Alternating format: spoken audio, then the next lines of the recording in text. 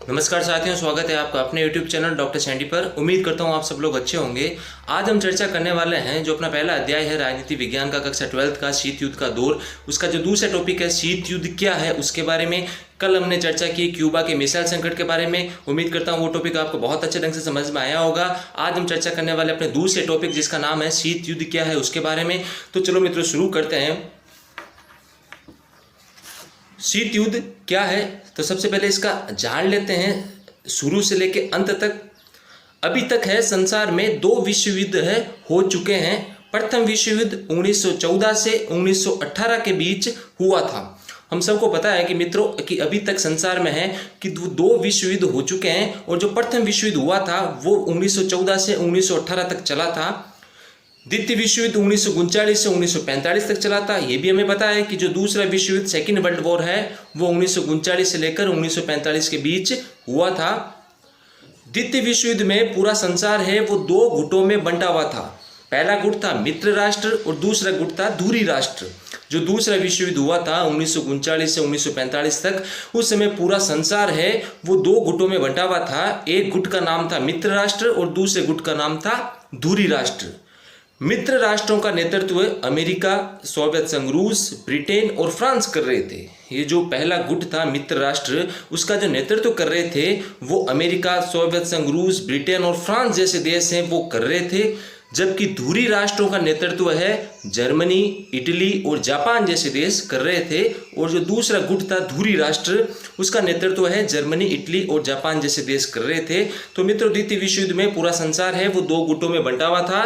पहले गुट का नाम था मित्र राष्ट्र और दूसरे गुट का नाम था धुरी राष्ट्र। और मित्र राष्ट्रों का नेतृत्व करने वाले देश थे अमेरिका, सोवियत संघ, ब्रिटेन और फ्रांस। जबकि धुरी राष्ट्रों का नेतृत्व करने वाले थे जर्मनी, इटली और जापान।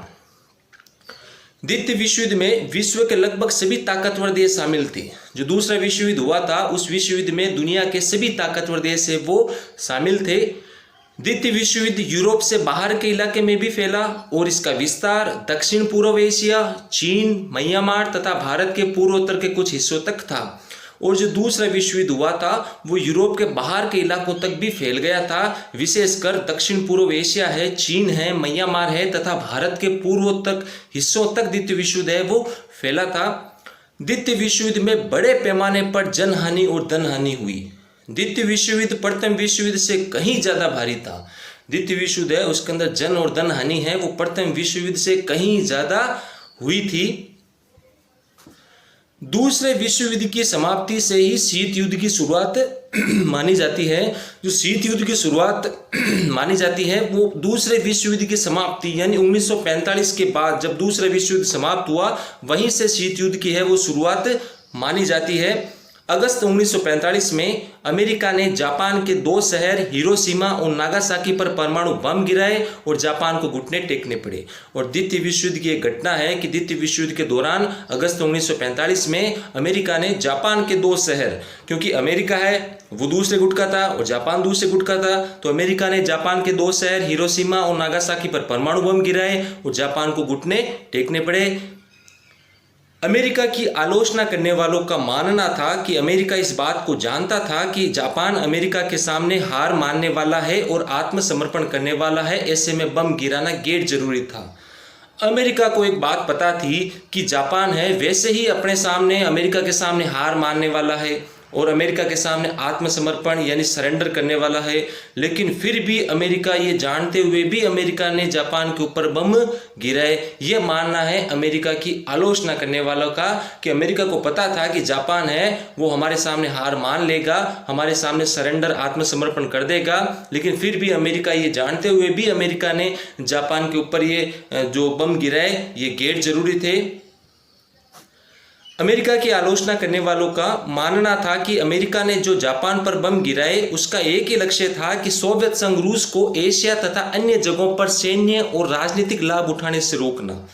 अब अमेरिका की आलोचना करने वालों का यह भी मानना था कि अमेरिका ने जो जापान पर बम गिराए तो अमेरिका का एक ही लक्ष्य था कि सोवियत संघ रूस को एशिया तथा अन्य जगहों पर सैन्य और राजनीतिक लाभ उठाने से रोकना, क्योंकि अमेरिका को पता था कि जापान तो वैसे ही अपने सामने हार मानने वाला है, लेकिन फिर भी अमेरिका ने जापान के 2 शहरों पर परमाणु बम गिराए। तो वो क्यों गिराए? क्योंकि अमेरिका का एक ही लक्ष्य था कि सोवियत संघ रूस को एशिया तथा अन्य जगहों पर सैन्य और राजनीतिक लाभ उठाने से रोकना। अमेरिका सोवियत संघ रूस को यह बताना चाहता था कि अमेरिका ही सबसे बड़ी ताकत है, क्योंकि उस समय 2 ही बड़ी महाशक्ति थी, एक अमेरिका और दूसरी तरफ सोवियत संघ रूस। तो अमेरिका है वो जापान के ऊपर परमाणु बम गिराकर सोवियत संघ रूस को यह बताना चाहता था कि संसार में, इस दुनिया में अमेरिका ही सबसे बड़ी ताकत है।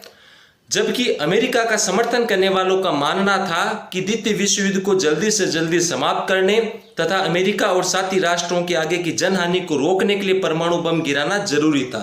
जबकि जो लोग अमेरिका का सपोर्ट करते थे, अमेरिका का समर्थन करते थे, उनका मानना था कि अमेरिका ने जापान के ऊपर परमाणु बम क्यों गिराए, ताकि द्वितीय विश्व युद्ध को जल्दी से जल्दी समाप्त किया जा सके और अमेरिका और उसके साथी देशों का कम से कम नुकसान हो। तो इस संदर्भ में हमने देखा कि अमेरिका की आलोचना करने वाले क्या कह रहे हैं और अमेरिका का समर्थन करने वाले क्या कह रहे हैं, किस घटना के संदर्भ में। यह घटना कि अमेरिका द्वारा जापान के 2 शहर हिरोशिमा और नागासाकी पर परमाणु बम गिराना, इस घटना के संदर्भ में अमेरिका की आलोचना करने वाले भी अपना कह रहे हैं और अमेरिका का समर्थन करने वाले भी अपना बयान दे रहे हैं। द्वितीय विश्व युद्ध की समाप्ति का सबसे बड़ा परिणाम यह हुआ कि विश्व राजनीति के मंच पर 2 महाशक्तियों का उदय हुआ, अमेरिका और सोवियत संघ रूस। और जब द्वितीय विश्व युद्ध समाप्त हुआ तो उसका सबसे बड़ा परिणाम आया कि विश्व राजनीति का जो मंच है, उस मंच के ऊपर 2 महाशक्तियों का उदय हुआ। पहली महाशक्ति थी अमेरिका और दूसरी महाशक्ति थी सोवियत संघ रूस। अब पूरे विश्व में 2 ही बड़ी महाशक्ति थे, एक और अमेरिका और दूसरी तरफ सोवियत संघ रूस। अमेरिका और सोवियत संघ रूस का महाशक्ति बनने की दौड़ में एक दूसरे के सामने मुकाबले में खड़ा होना ही शीत युद्ध का सबसे प्रमुख कारण माना जाता है।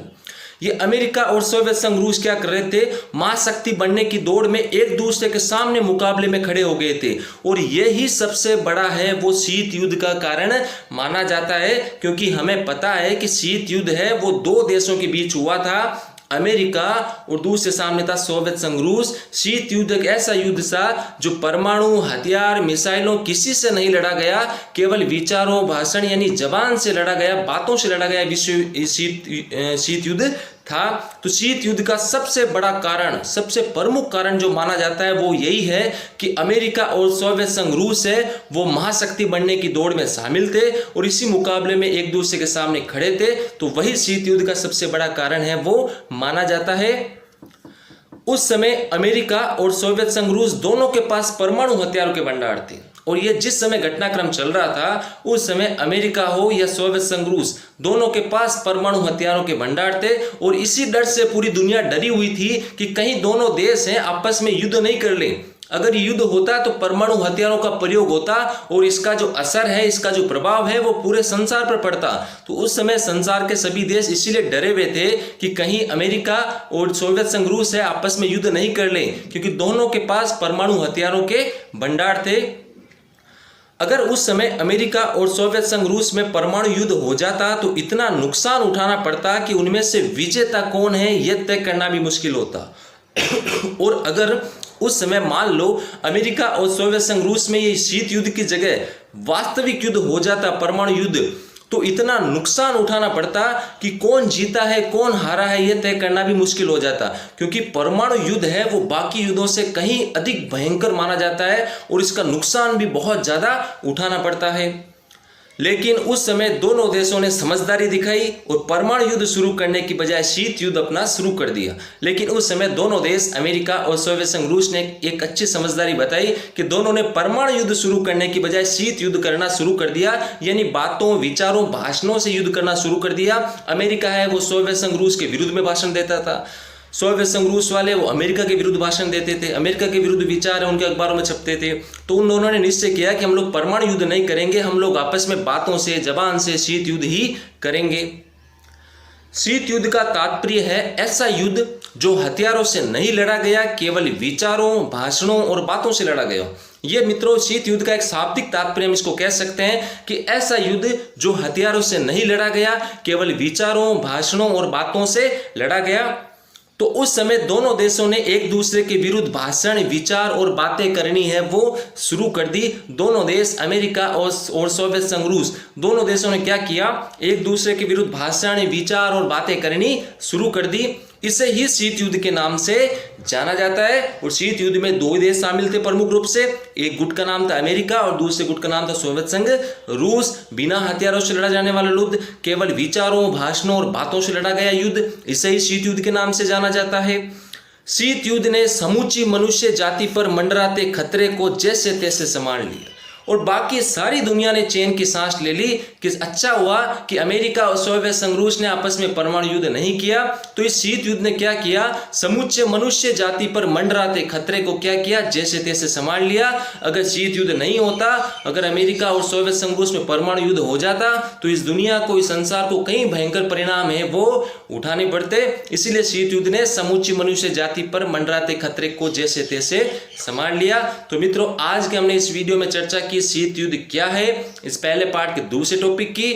अब कल हम चर्चा करेंगे इस पार्ट का जो तीसरा टॉपिक है उसके बारे में। उम्मीद करता हूं मित्रों इस वीडियो में आपको जो जानकारी मिली वो अच्छी लगी होगी। अगर अच्छी लगी हो तो इस वीडियो को लाइक और शेयर करें और हमारे इस चैनल को सब्सक्राइब करें। बहुत जल्द मिलते हैं एक नए वीडियो के साथ।